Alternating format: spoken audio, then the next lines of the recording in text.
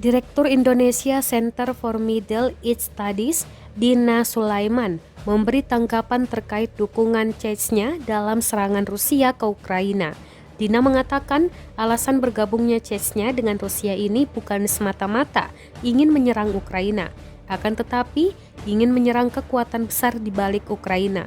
Menurut Dina, dukungan Presiden Republik Chechnya, Ramzan Kadyrov kepada Presiden Rusia Vladimir Putin untuk melawan kekuatan besar Amerika Serikat. Dina juga mengatakan dukungan Chechnya ini tidak bisa dilepaskan dari peran para pemimpinnya yakni Kadyrov dan Putin. Ia menyebut Ramzan Kadyrov sebagai seorang yang sangat dekat dengan Putin. Alasan lainnya, Chechnya ikut andil dalam konflik Rusia-Ukraina ini karena merasa telah banyak dibantu oleh Rusia. Wajar jika sekarang Kadyrov mendukung Putin. Pembangunan Chechnya pasca perang Chechen pun atas bantuan dana yang besar pemerintah Moskow.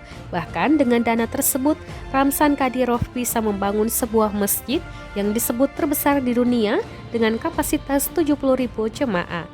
Lebih lanjut, Dina menyebut dukungan Chechnya pada Rusia banyak membuat orang Indonesia terkejut.